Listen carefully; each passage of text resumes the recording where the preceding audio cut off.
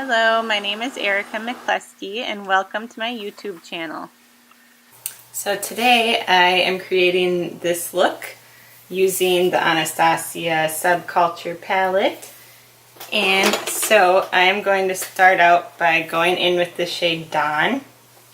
And I'm using my Morphe B13 brush.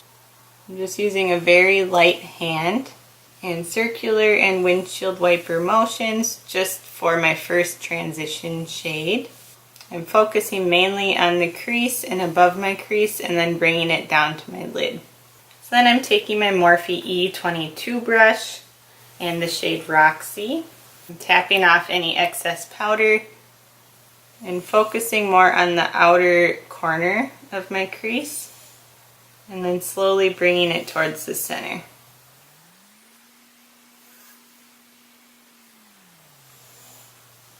So next I'm taking the shade All Star.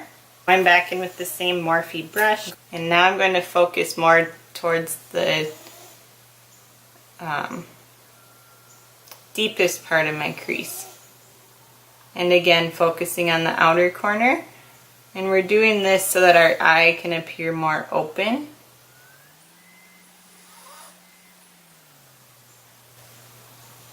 And I'm slowly blending upwards just so we don't have any harsh lines.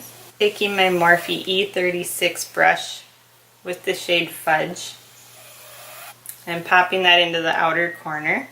And these shades are very pigmented, so you really don't need to press into the pans very hard. I know a lot of like big beauty bloggers and whatnot did not like this palette, but they were literally like digging in there. So you don't need to do that. Just slowly build up the color. And then blending it towards the center and into the crease. Now we are taking the Morphe M124 brush with the shade Adorn. And we're going to be tapping that all over the lid. Starting at the outer corner and just blending with that outer corner shade. And then bringing to the middle. And that shade is so pretty. It's like the perfect lid color. It's a great shade for summer or fall. So now I'm just going back with the Morphe E22 brush in that shade All Star, mixed with a tiny bit of Fudge, just to deepen my crease a little more.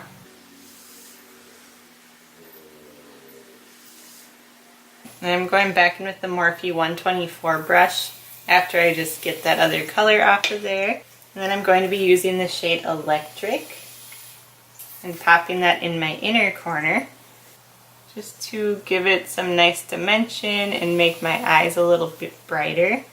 With these shades you do have to press a little bit harder. They're not as soft or as pigmented as the matte shades.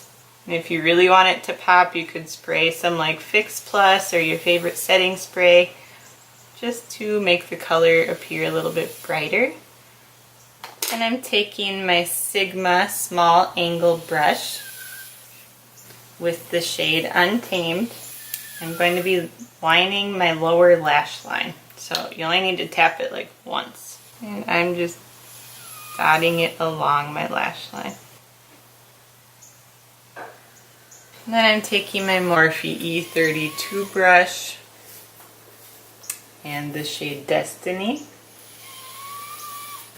I'm just putting that on the lower lash line as well, but a little bit below this other shade. And then I'm taking my Morphe B13 brush again, just blending it all together. And then I'm taking my Sigma shader lid brush with the shade Cube. I'm just popping that under my brow bone. This is like a nice iridescent, like whitish shade with some pink iridescence in it.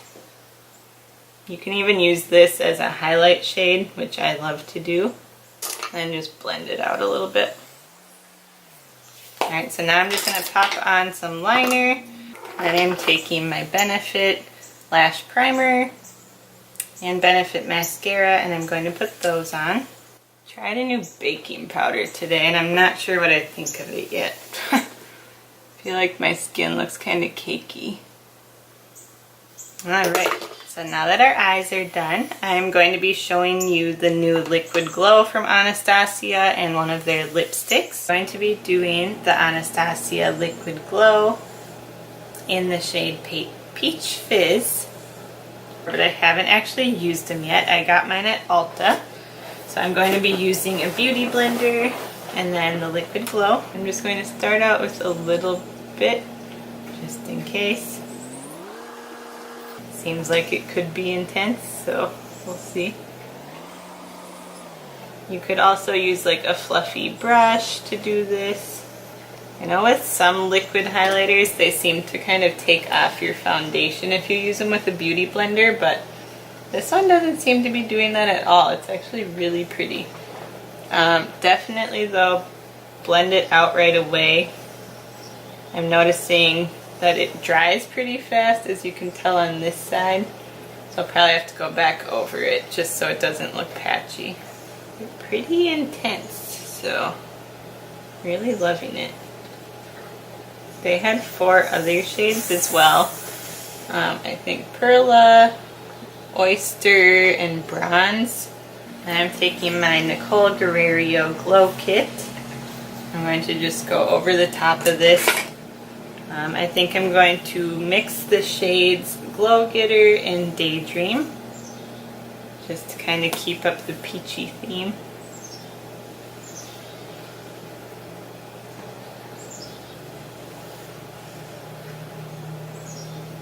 Now if you really want to intensify it, you can spray your face with some Fix Plus and then go back in with some highlight.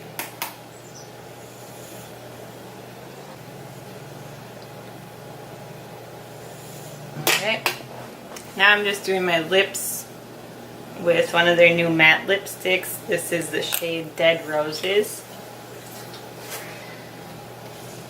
So here's the lipstick in the shade Dead Roses. And just to brighten it up a little bit, I'm going to put some of this shade Cube on there over the top, just for a little bit of a highlight. So there is my finished look. Overall, I'm pretty impressed with everything. I think the shadows are super pigmented. They blended out pretty easily. The Liquid Glow blended out really nicely with a beauty blender. You could also use a fluffy brush. Just make sure that you blend it out right away after you put it on because it dries kind of fast. And then my first thought with the lipstick, it seems comfortable on the lips. My first time using it, it was a little bit hard to get it to blend out. It just seemed a little bit dry, but as I started applying it and got it warmed up a little bit, it seemed to apply a lot nicer. So I'll keep you updated on my thoughts on this, but it was $18 for the lipstick, $25 for the Liquid Glow, and then I think Subculture is $45. So you can find them all at Ulta or Sephora, I believe. I got mine at Ulta. So let me know what you think of this look in the comments, and let me know what you guys think about the palette, and please subscribe, and I'll see you next time, hopefully. Thanks.